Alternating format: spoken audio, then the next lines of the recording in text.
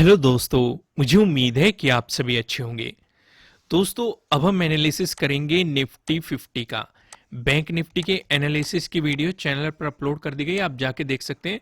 यहाँ पे सिर्फ और सिर्फ डिस्कशन होने वाला है निफ्टी 50 का। मंडे के लिए हमारी क्या स्ट्रेटेजी रहेगी, उन चीज़ों का डिस्कशन करेंगे। लेकिन पहले कुछ नज़र हम थर्ड पे डाल लेते हैं कि 3 मार्च को मार्केट ने किस तरीके से मोमेंटम दिखाया। जैसे कि मैंने आपको 4 चीज़ें बताई हुई है: बड़ी ग्रीन कैंडल, बड़ी रेड कैंडल, बड़ी गैप अप ओपनिंग, बड़ी गैप डाउन ओपनिंग और साइडवेज मार्केट। इन चीजों को हमें अवॉइड करना होता है। तो यहां पे हमें थर्ड को क्या मिला? एक बड़ी गैप अप ओपनिंग देखने को मिली। तो इसका मतलब हमें बाइंग को अवॉइड करना था। कब तक? जब तक कि हमें कोई प्लेटफॉर्म नहीं मिल जाता। क्योंकि यहां पे एक बड़ी आपको गैप अप ओपनिंग देखने को मिली, साथ ही साथ आपको यहां पे क्या देखने को मिला? आपको सेकंड के डे हाई का ब्रेकआउट देखने को मिला। पहली चीज तो एक प्लेटफॉर्म बनने देना है। प्लेटफॉर्म कैसे बनता है? या तो मार्केट आके उस लेवल की रेस्पेक्ट करेगा, फिर मोमेंटम दिखाएगा, पहली चीज। या मार्केट साइडवेज हो जाएगा, कुछ टाइम स्पेंड करेगा, फिर ब्रेकआउट देगा, फिर मोमेंटम दिखाएगा। यानी कि आपको एक तरह का प्राइस एक्शन दिखाएगा मार्केट। हो सकता है आपको कोई चार्ट पैटर्न दिखा दे या कोई कैंडलस्टिक पैटर्न दिखा दे। तो इस तरह की सिचुएशन आपको यहां पे दिखाई देती है और उन्हें हमें पकड़ना होता है। यानी कि हमारी ट्रेन हमारे घुसने के लिए उसमें एक प्लेटफॉर्म बना चुकी है और उस प्लेटफॉर्म के थ्रू हम उस ट्रेंड में एंट्री ले सकते हैं। तो यहां पे प्लेटफॉर्म कहां पे बना? अगर आप ध्यान से देखेंगे, सेकंड का जो डे हाई है और 1 मार्च का जो डे हाई है, दोनों काफी पास में थे।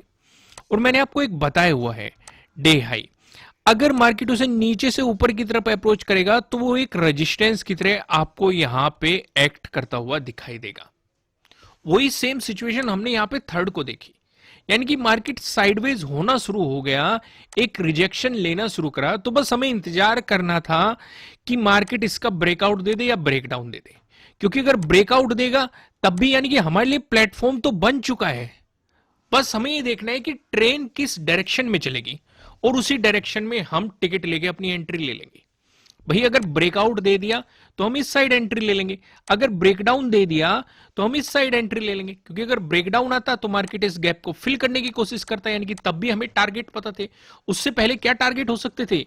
ये वाले स्विंग टारगेट हो सकते थे, ये वाले स्विंग टारगेट हो सकते थे, ये डे लो टारगेट हो सकता था। यानी कि हमें एग्जैक्ट कैलकुलेशन पता है। समझ रहे हो ना? तो यहां पे हमें ब्रेकआउट मिला तो हमें यहां से एक प्लेटफॉर्म भी बन चुका। दूसरा, जब मार्केट साइडवेज जाता है तो हमें स्टॉप लॉस लगाने का भी मौका मिल जाता है। चलो स्टॉप लॉस की मैं थोड़ी सी आपको जानकारी दे देता हूं। यहां पे मैं बीच बीच में आपको इसी तरह की कुछ इंटरेस्टिंग चीजें बताता रहता हूं। अब ये एक रेंज बन चुकी है। अगर मार्केट इसका ब्रेकआउट दे रहा है, पहला रूल, जो कम रिस्क लेना चाहते हैं, जो ये स्विंग बना है, इसके लो का वो स्टॉप लॉस लगा सकते हैं। लेकिन जो थोड़ा सा और रिस्क लेना चाहते हैं तो वे जो ये लो बना है, ट्रेडिंग डे लो बना है, इसके लो के नीचे स्टॉप लॉस लगाएंगे। समझ में है आपको? अगर मान के चलो मार्केट ब्रेकडाउन देता, भाई यहां तो ब्रेकआउट दे दिया, हमने एक डिस्कशन ये भी किया, अगर मार्केट ब्रेकडाउन देता तो हम नीचे की साइड एंट्री लेते। तो उस सिचुएशन पे ध्यान से समझो, हमारे लिए इंपॉर्टेंट पॉइंट कौन कौन से हैं। पहला इंपॉर्टेंट पॉइंट हमारे लिए हो गया ये सेकंड का डे हाई। दूसरा इंपॉर्टेंट पॉइंट 1 मार्च का डे हाई हमारे लिए एक इंपॉर्टेंट लेवल हो गया। तीसरा इंपॉर्टेंट पॉइंट, ये जो मार्केट ने एक स्विंग बनाया था, जो एक रेजिस्टेंस की तरह एक्ट किया था, ये हो गया। तो आप अपने अकॉर्डिंग आप कितना लॉस ले सकते हैं, उसके अकॉर्डिंग आप तीनों जगह में से कहीं भी स्टॉप लॉस रख सकते थे। लेकिन अगर मैं होता, मैं कहां पे रखता? मैं रखता 1 मार्च के डे हाई के ऊपर, या फिर जो ये वाला जो हमारा ये स्विंग बना हुआ है, इसके हाई के ऊपर मैं स्टॉप लॉस रखता, अगर सेलिंग साइड जाना होता। सिचुएशन समझ में आई? स्टॉप लॉस लगाना, लगाया किस तरीके से जाता है, उसके पीछे लॉजिक क्या होता है, वो चीजें आपको समझ में आ गई। अब मैं यहां पे क्यों लगाता, वो मैं आपको समझा देता हूं।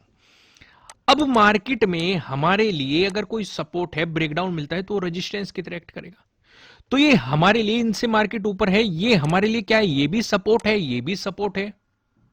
तो जैसे ही इनका ब्रेकडाउन मिलता तो ये रेजिस्टेंस बन जाते, तो मैं रेजिस्टेंस के ऊपर स्टॉप लॉस लगा रहा था। लॉजिक भी समझ में आया स्टॉप लॉस लगाने का, काफी अच्छी लर्निंग ऐड हुई होगी। फिलहाल हम चलते हैं आगे की तरफ और यहां पे हम डिस्कशन करते हैं कि मंडे को हमें क्या करना है। यहां पे आपको दो रेड लाइन दिखाई दे रही है। ऊपर लेवल लाइन की बात करेंगे 17,644 का है, जो कि आप देखेंगे 3 मार्च का डे हाई है। नीचे लेवल लाइन की बात करेंगे 17,536 का है।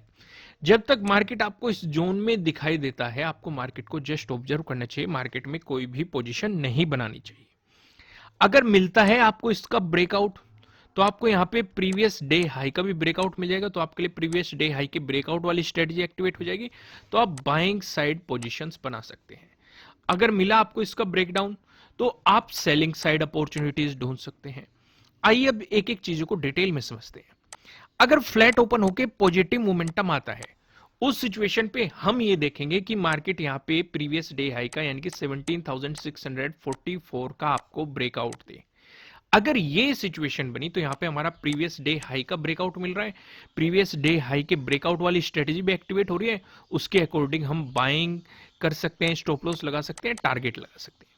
इस सिचुएशन में जो हमारे लिए इंपॉर्टेंट लेवल निकल के आता है वो ये वाला लेवल निकल के आता है 17,800 वाला। आपको याद होगा, एक तो 17,800 और 17,400 पे मैं काफी ज्यादा फोकस करता हूं जब जब मार्केट यहां से गुजरता है, और मैंने आपको इनके पीछे के लॉजिक भी एक्सप्लेन किया है। आज भी मैं आपको एक्सप्लेन करूंगा, क्योंकि जो आप थर्ड का सपोर्ट देखोगे वो कहां पे बना है, ध्यान से देखो 17,400 के पास में ही बना है। मार्केट एक इंपॉर्टेंट लेवल का ब्रेकआउट देके गया है, ये भी चीज आपको नजर आ रही है। दूसरा जो ये 17,800 है, इस पे भी ध्यान से देखो, 21 फरवरी का जो मेन डे लो है वो इसी जोन में है।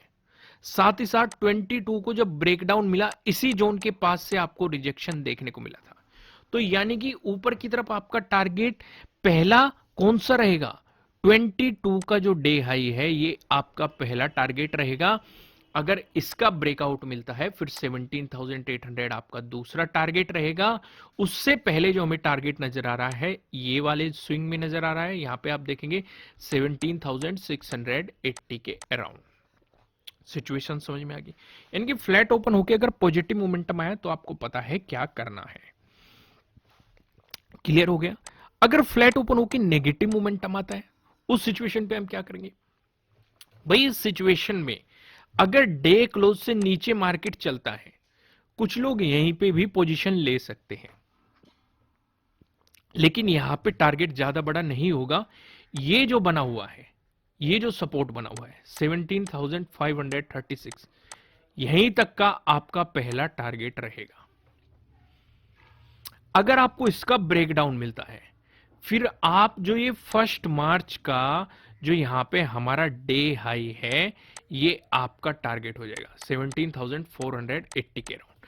क्योंकि अगर आप पीछे लेके जाएंगे तो इस लेवल पे पहले भी 23 को भी मार्केट ने सपोर्ट दिखाया है, 24 को भी आप देखेंगे पहले सपोर्ट देखने को मिला, ब्रेकडाउन देने के बाद यहां पे आपको रेजिस्टेंस देखने को मिला। अगर आपको इसका भी ब्रेकडाउन मिलता है, जो 3 मार्च का डे लो है, ये आपका अगला टारगेट हो जाएगा।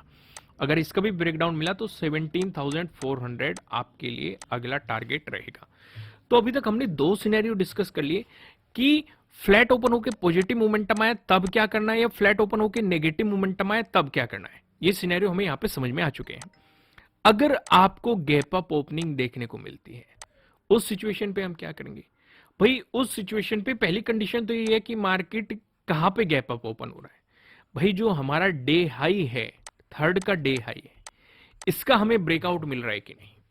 तो हम इस सिचुएशन पे अगर इसी के आसपास है, मार्केट इसी के आसपास है और यहां से आपको बुलिश कैंडल दिखाई देती है, तब भी आपको बाइंग अपॉर्चुनिटीज मिल सकती है, और टारगेट रहेंगे वही जो यहां पे मैंने आपको पहले ही बताए हुए हैं।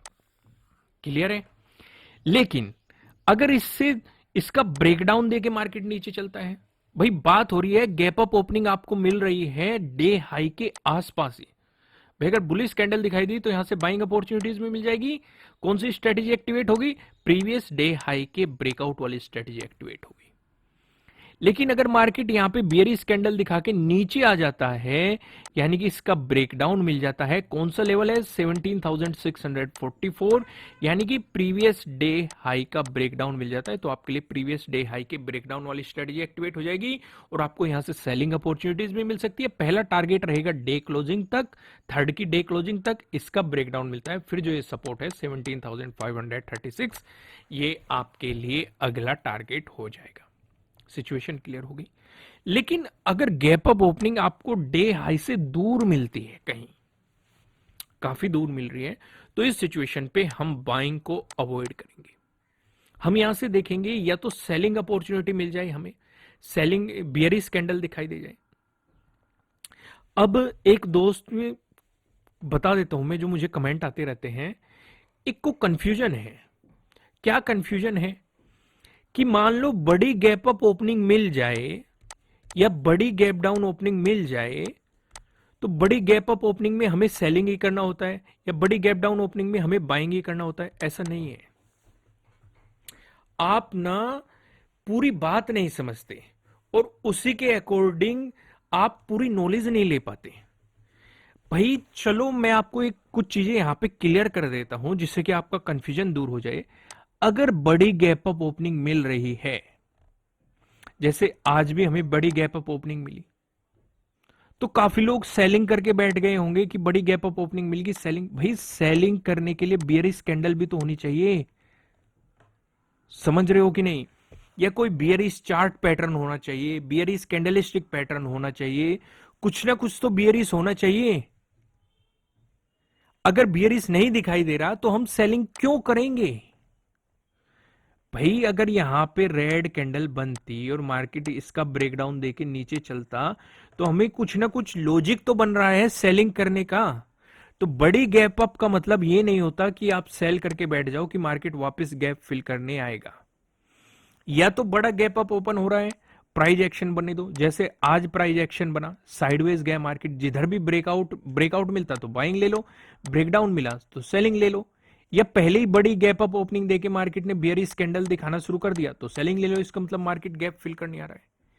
यानी कि बाइंग के पीछे भी लॉजिक है, सेलिंग के पीछे भी लॉजिक है। जो आधी अधूरी या स्किप कर करके वीडियो देखते हैं या आधी अधूरी नॉलेज लेते हैं या कुछ चीजें मार्केट में जाके भूल जाते हैं, तो उन्हें डेफिनेटली लॉस का सामना करना पड़ेगा। इसलिए मैं आपको हमेशा कहता हूं कि अर्निंग पे जो फोकस करेगा वो कभी भी इस मार्केट से प्रॉफिट नहीं बना पाने का। आपको लर्निंग पे फोकस करना पड़ेगा, तभी आप प्रॉफिट बना पाएंगे। तो समझ में आया? अगर बड़ी गैप अप ओपनिंग हो रही है तो हम प्राइस एक्शन देखेंगे क्या बन रहा है और उसी के अकॉर्डिंग हम मार्केट में पोजीशन लेंगे। यहां तक चीजें क्लियर है? ऊपर की तरफ हमारा टारगेट वही हो जाएगा 22 का डे हाई और फिर 17,800।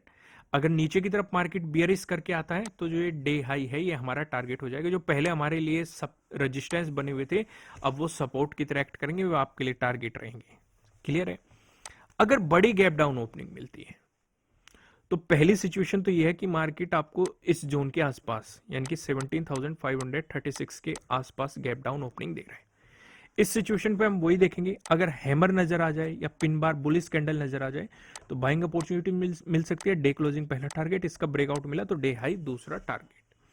लेकिन अगर मार्केट यहां से बेयरिश कैंडल लेके चलता है तो आपके लिए जो टारगेट रहेगा 1 मार्च का जो डे हाई है ये आपका पहला टारगेट रहेगा। इसका ब्रेकडाउन आता है जो 3 मार्च का डे लो है ये दूसरा टारगेट रहेगा। इसका भी ब्रेकडाउन आता है तो 17,400।